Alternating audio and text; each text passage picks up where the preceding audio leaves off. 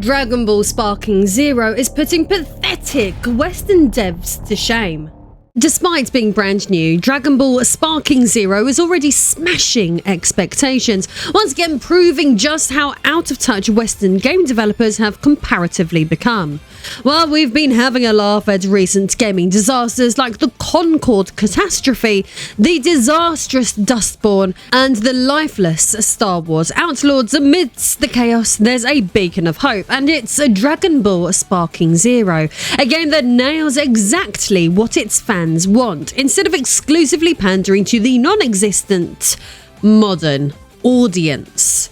Unlike many Western studios pushing ideologies and focusing on modern issues, Dragon Ball stays mostly true to its roots, delivering an experience gamers crave. So buckle up as we dive into not just a celebration of Sparking Zero's success, but also analyze what it gets right where others stumble. The reality is that serving the desires of fans of a franchise should always be the #1 priority. However, in recent times, despite continuing to do the right thing, this principle has not shielded Dragon Ball or other iconic Japanese works associated with the legendary Akira Toriyama from criticism. This raises an intriguing question. What is it about these highly successful Japanese series that prompts some in the Western gaming industry to desperately seek their invalidation and alteration? Let's dive into this deplorable action today, but just as importantly, discuss why everything about Sparking Zero works. So, without further ado, I am Lady Decade, and this is the excellent Dragon Ball Sparking Zero and why some in the West despise its success.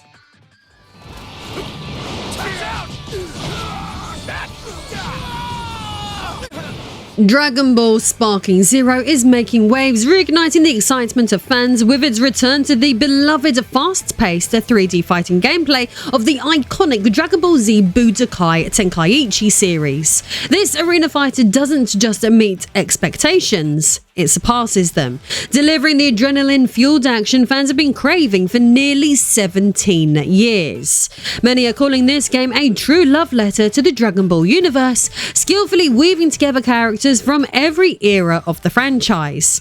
The massive roster appeals to longtime fans whilst welcoming newcomers, making it a hit across generations. The early buzz has been overwhelmingly positive, with players and reviewers alike praising the thrilling story battles and lightning-fast combat. This momentum has only grown, with the game smashing early access records. On Steam, Sparking Zero has a staggering peak of 91,000 concurrent players, a far cry from recent Western releases like Concorde, which struggled to pull in even 700 players at launch. With far less budget than some of its rivals, Sparking Zero is proving to be a colossal success, over 100 times more played than Sony's recent flop, likely cementing itself as the fan favourite fighter for years. It's currently the top-selling game on platforms like Steam and the PlayStation Store, demonstrating the demand for this one. What's even better is that despite this one being brand new, I can get you a huge saving when purchasing this game simply by using my affiliate link down below. What's better is that if you already have bought it, not to fear, I can get you up to 90% off of thousands of other AAA, modern, indie and retro titles too. Click the link down below and grab a list of bargains today. Happy shopping. With the success of this one, it's clear that Bandai Namco and Spike Chunsoft have struck a chord with fans by delivering a game that resonates with the enduring popularity of the Dragon Ball franchise. But then again, let's be fair, this is Dragon Ball. You can't f*** up a franchise that popular.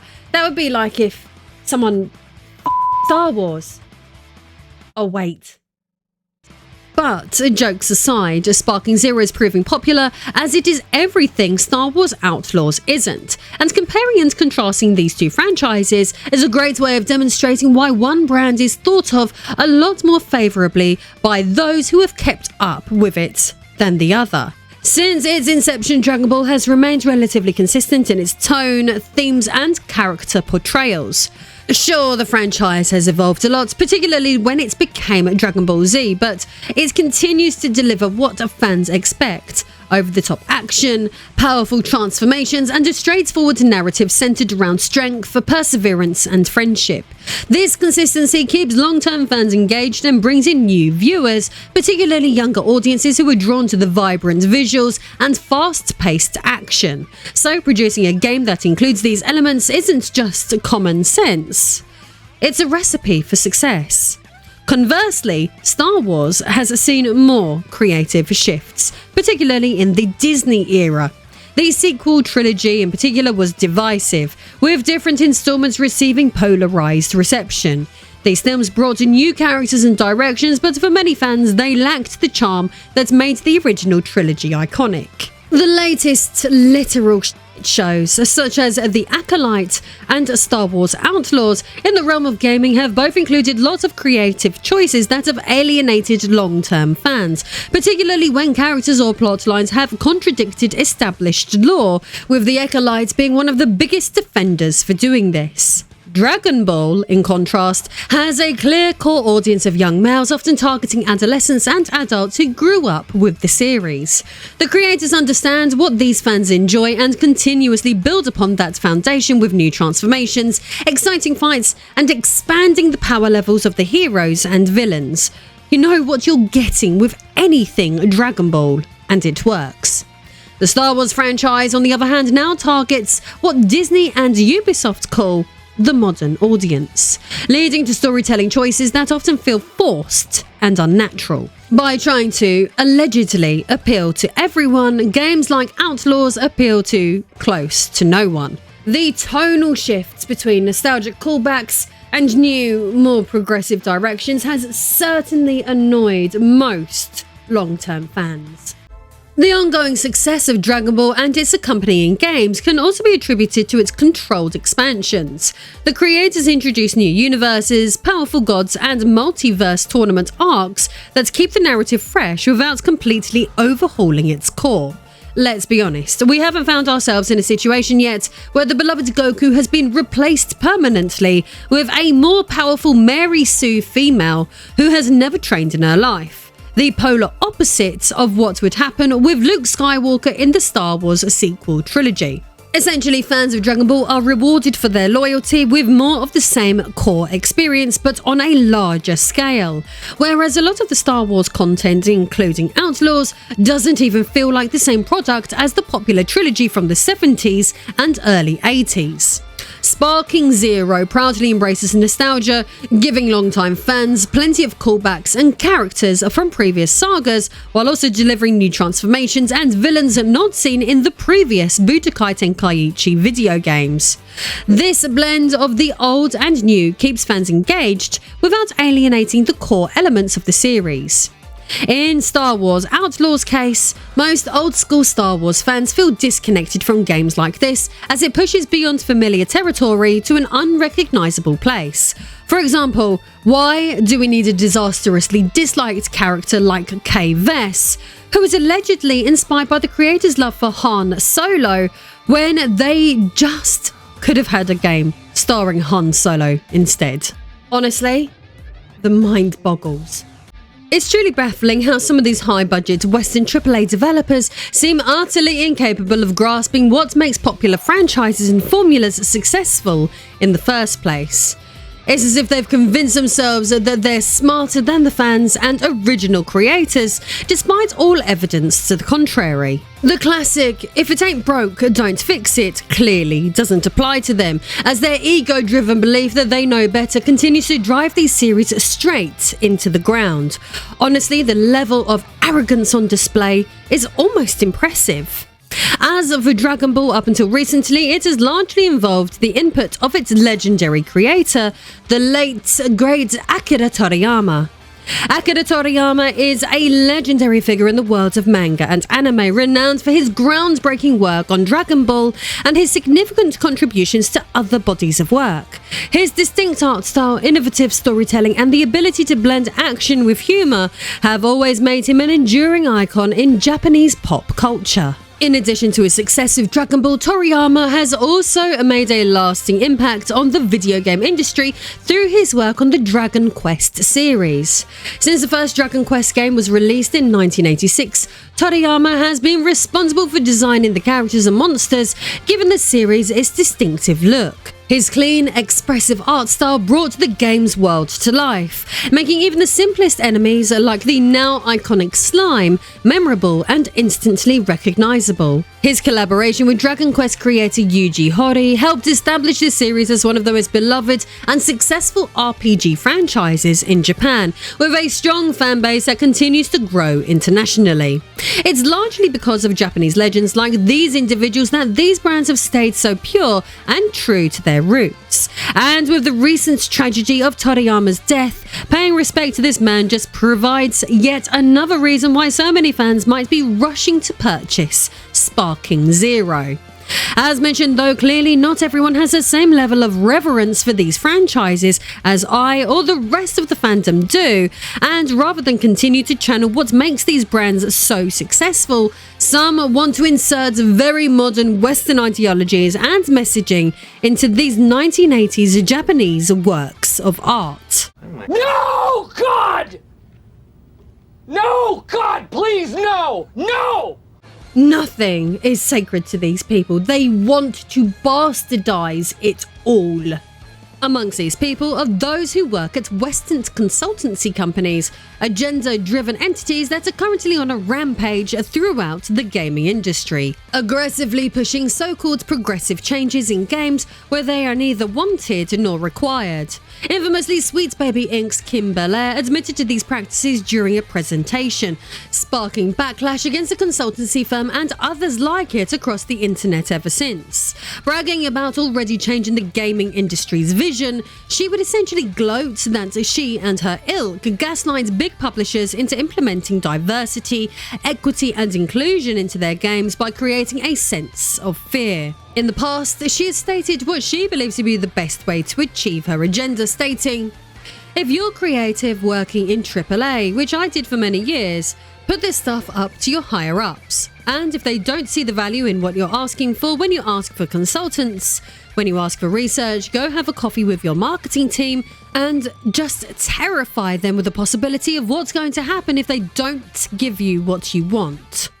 On the subject of Sweet Baby Inc. and their desire to be paid abhorrent amounts of money by devs to change the narratives throughout the gaming industry, even on the day that the death of the legendary Akira Toriyama was announced, he would not be free from their progressive scrutiny. A company writer, Chris Kindred, would choose to use the death of the beloved Japanese creator as the perfect opportunity to moral grandstand, tweeting out that Toriyama gave us the best and worst black characters in anime in the same series. It took range to do that.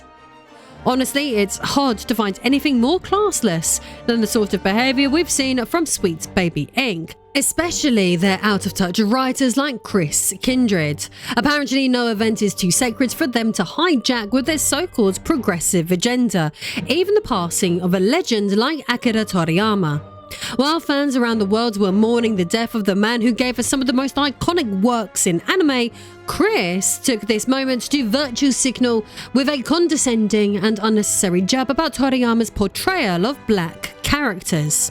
It's disrespectful, self-serving, and a clear signal that companies like Sweet Baby Inc. care more about scoring social justice points than honouring the contributions of creators who shaped entire genres. These consultancy workers aren't real creatives, they are race-baiting predators with some of the most warped worldviews around. Fortunately, as far as I'm aware, Sparking Zero is largely free of modern messaging ruining the immersion of experiencing this classic franchise, but sadly, elsewhere in the gaming world, another project that is part of Toriyama hasn't been so lucky. In early July 2024, the once great Dragon Quest series was dragged into the cultural abyss at Square Enix. Bowing to the almighty diversity and inclusion mob, decided to replace the traditional male and female character options with the ridiculous Option A and B.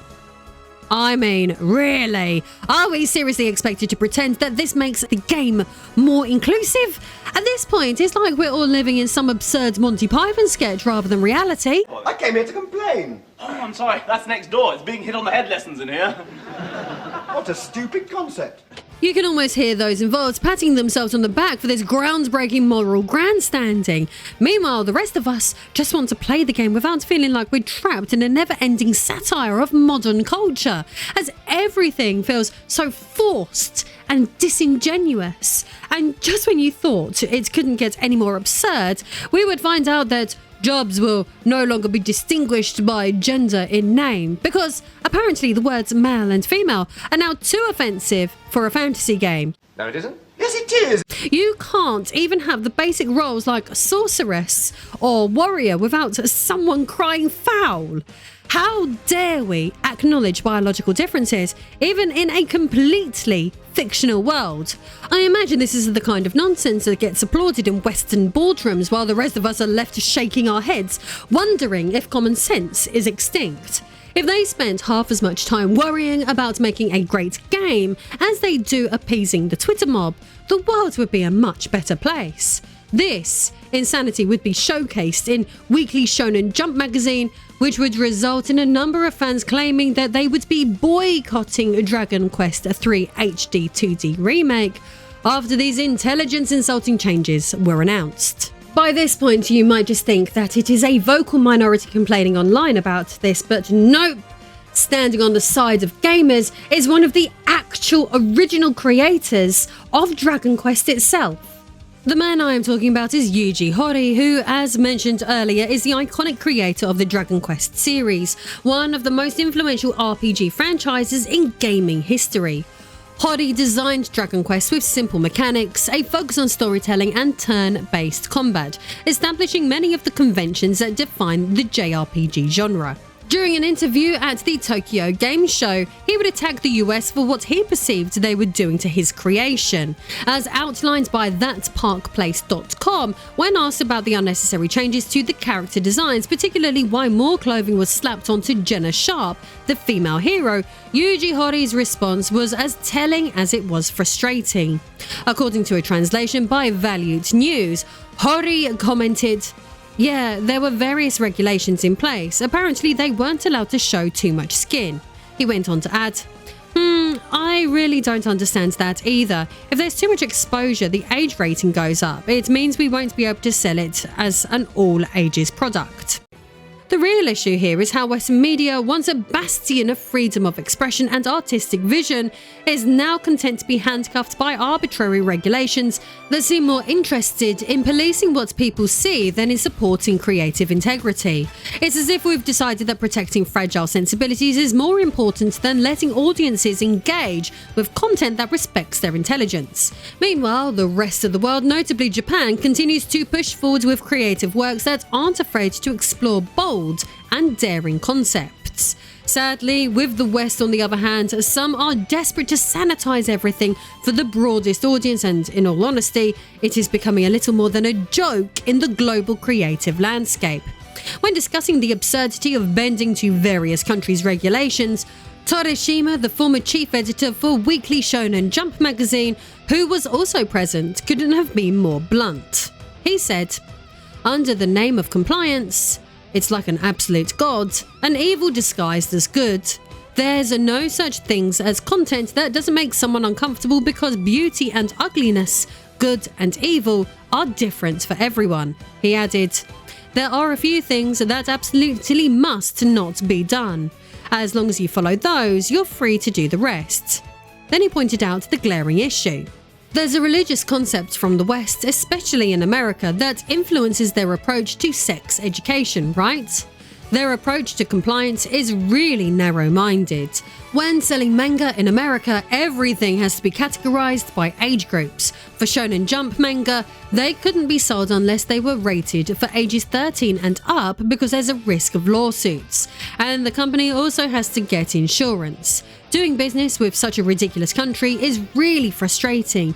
Because of that, Japan gets negatively influenced. So he doesn't just blame the left for all of this, but he's also blaming America's religious extremists. he seems based. The reality here is that the West, particularly America, seems hell-bent on sanitizing creativity to the point where everything must be boxed into age ratings and legal disclaimers just to avoid triggering some lawsuit-happy watchdog. Instead of fostering an environment where artistic expression can thrive, they're strangling it under the pretense of moral righteousness. And as the culture wars have gotten more and more intense, the level of grandstanding has been stepping up too. Adding to all of this, Hori didn't hold back when addressing the baffling removal of the option to choose between male and female characters.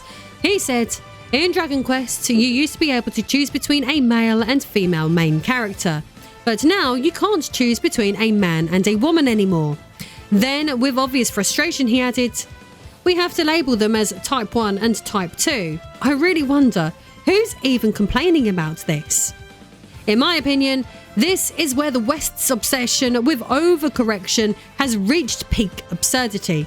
Instead of letting players enjoy simple choices that reflect basic human realities, we are now using a dehumanizing system of labels, all to appease some invisible group of perpetually offended individuals. So, who is this actually for? Certainly not the gamers, regardless of your gender. It's almost laughable that we've reached a point where the mere concept of gender is so controversial that some game developers like Square Enix here are terrified to even acknowledge that it exists. How is this not completely ridiculous? The sheer lunacy of this whole situation was so absurd that even Elon Musk, king of stirring up controversy, couldn't resist subtweeting the interview, simply stating, "This is insane." Of course, Musk drawing attention to it only fanned the flames, and before long, the ideologically unhinged mob had descended on Dragon Quest's creator. Naturally, because this is 2024 and the fact that a legendary video game creator in his 70s dared to express any sort of opinion on gender meant that he was immediately labelled a Nazi by the same self-proclaimed tolerant crowd. It didn't take long for the terminally online progressives to start eviscerating Hori for his crime of thinking. Because we can't have that anymore, can we?